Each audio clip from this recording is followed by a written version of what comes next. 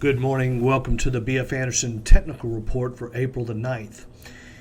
One Up on Wall Street is a book by Peter Lynch. Now, we want to remind ourselves as to who Peter Lynch was or is.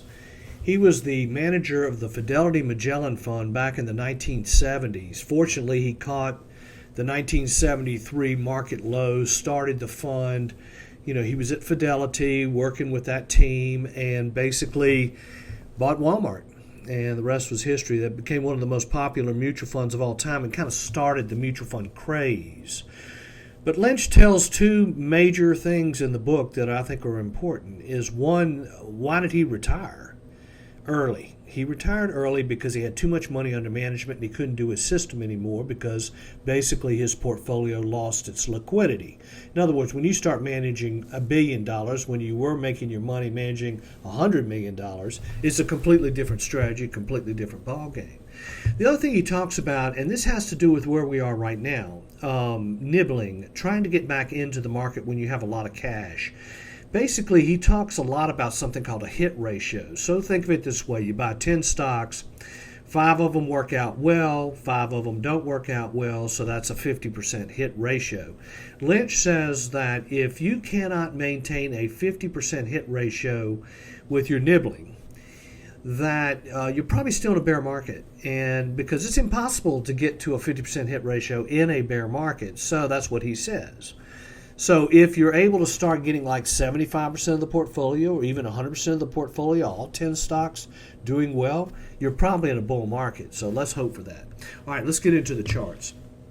As you can see, we're seeing some definite improvement here in the NASDAQ on a daily basis. Now, we made the low right here on March 23rd. We're back above the lower moving average. Now, what has to happen here for this to give a buy signal? This has to turn up. It's still in a downtrend, but if the index stays up here for an extended amount of time, it will turn up.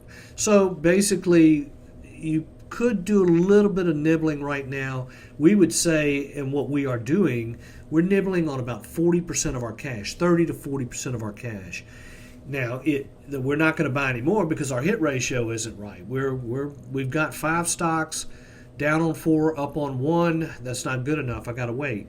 Now, this indicator here, which is the weekly NASDAQ, this is the 35-week moving average. Now, as of last week, we were noticing that it was turning down. Well, it's actually starting to turn back up again. Now, remember, the buy signal on this indicator is if we get above the 35-week moving average for 2 consecutive weeks, and the same thing happens for the S&P 500, that's confirmation of the tides, and the tides are coming in and so forth.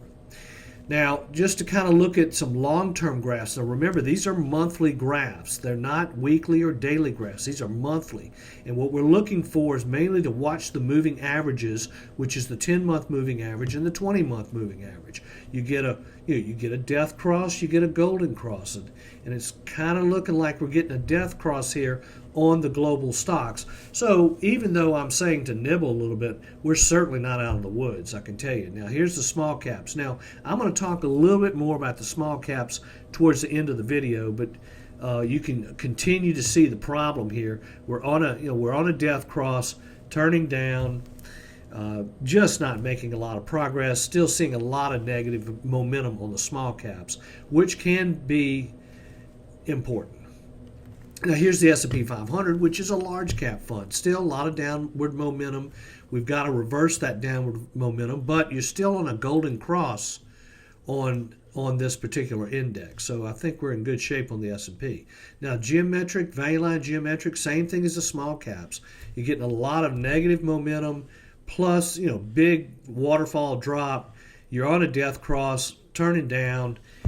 I don't know. It doesn't look that good. But, like I say, we'll talk more about the small caps in a minute. Here's China. This is the Golden Dragon ETF. This is all the Chinese stocks that trade in the U.S. As you can see, we have now got a death cross on that. Also, we're seeing decelerating momentum. Also, there's been a lot of talk and a lot going on with questionable bookkeeping in a lot of these companies in China. You hate to see that happen, but it happens. But I tell people, if there's an accounting problem, run, don't walk. Anyway, this is the aggression index. I'm showing you a different version this week. I'm going to add this to our list. This is a daily report that what we're doing is we're taking a ratio of the NASDAQ compared to the consumer staple stocks. Again, technology compared to toilet paper and toothpaste. So when people are real aggressive, they're buying technology.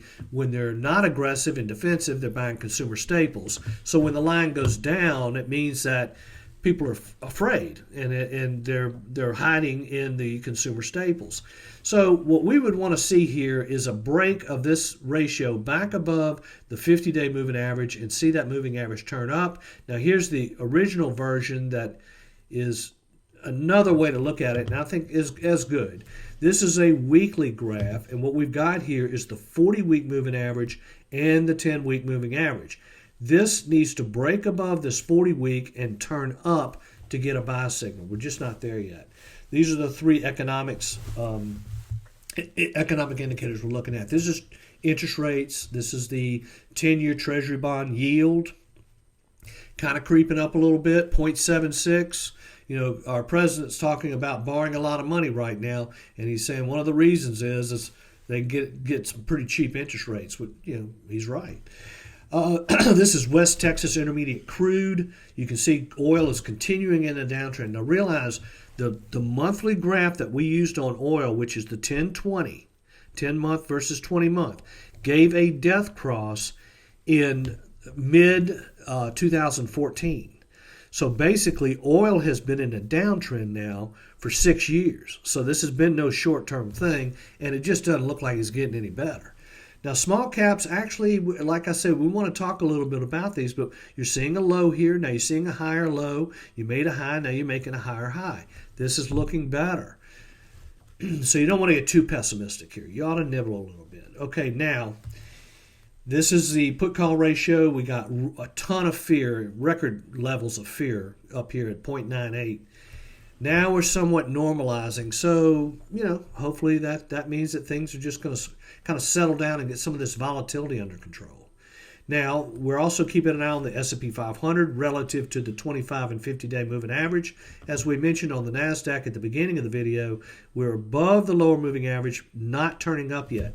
This is the 200-day moving average. This is the S&P 500 as well. We're still below the 200-day, and that's important. Now, I did want to point out some things that are kind of interesting that were somewhat historic. This is a ratio of the financial sector. This is the banks and insurance companies. And we're doing a relative analysis to the S&P 500. So this is a ratio. You can see here, back in 2009 during the crisis, the financial crisis. In other words, the bank stocks are tanking here. Again, this happened back here in 2011. Now, we got the lowest reading ever here recently. But if you kind of go back and look at it, it kind of sometimes indicates market bottoms, you know, not market tops. So the banks are getting hit hard, but it could be, we're seeing the worst of it at this point. No guarantees on that. Now, here's gold, kind of the same thing. This is a ratio of gold to Treasury fund. Just a way to look at it. Okay, this is comparing gold to, you know, U.S. Treasuries. Now, you got, you know, back in the financial crisis, you got way down here, got way down here back in right before the election, and then we got way down here recently. And again, you can kind of see a correlation to market bottoms, not market tops. So, you know, maybe this has kind of gotten overblown a little bit. We don't know, but, you know, continue to be careful. Now, what I wanted to talk about on the small caps. What I did here is I took a ratio of the small caps compared to the S&P 500. I went back to 2001, which is a long period of time. And as you can see, small caps as a ratio have been underperforming the S&P 500 since 2001. But in the meantime, we've had a pretty darn good bull market, you know, between 2009 and last year. But I'm just kind of frustrated with this because you want to say that the small caps are important as an indicator, but it just doesn't look like to me they really ever outperform. So it's just something to be aware of. And, you know, you can see here down here, I've got, this is the IWM, which is the Russell 2000. And, you know, you can see here, you know, it's just back to where it was back in 2015. So, it's really kind of it's a frustrating group. Now, let's get into the top five. This is Dexcom. We're seeing a move of the 10-day moving average above the 50-day moving average. We kind of got a little bit of a volume signature down here where we got this, what we would call a potential gap up. I would like to see this break out above 280. And then also notice one thing about these graphs. Look how wide and loose these are. This is volatility. I want to show you the difference. Now here's another company. This is a pharmaceutical company. And look, what I want to say about pharmaceuticals and biotechnology is I think what's going on with this virus, the coronavirus, when we get on the other side of this, I think there's going to be some scientists out there that are going to be heralded as heroes because they're going to invent cures to this stuff. So basically, I think the American people are going to take a different attitude towards research and development budgets for these pharmaceutical companies, which will be a real positive versus trying to socialize the industry. And that's been going on as long as I can remember. Anyway, this is Moderna. They are in stage 2 trials on a virus, on a vaccine for the virus. You can see here holding above the 10-day. However, look how wide and loose. This is tough for me. I have trouble with that. Here's another biotech company called Novavax. I don't even know the company. I'm just now finding out about it. Big volume coming in today. You got a big breakout. Stock's up 15% today. Ought to keep an eye on it. Here's Regeneron Pharmaceuticals. Now they are basically have existing drugs that could be used for treatments of the virus. Therefore, the stock has been acting quite well. Now, notice here, though, how much tighter this pattern has become versus where it was back here. So I like that. That's what I'm looking for. You want it where the buyers and the sellers are all kind of coming together and the volatility is starting to come down, because I'm of the opinion that the less volatile the stock is, of course, the less risky, but also the chances of success are high. Now, Tesla is interesting. Again, it's below the 50 days, so it's not really something I'm going to want to jump on. But here's a pattern that William O'Neill talks quite about. He wrote a book called How to Make Money in Stocks. Really good book. Anyway, here you have your cup. You have what you call a descending handle, and then you got a breakout. So Tesla looks interesting. I may actually take a position in the stock, but I don't like the fact that the 50-day moving average is just moving sideways. I really would like to see that kind of turn up a little bit. And also, I can't buy anything anyway because my hit ratio is not right.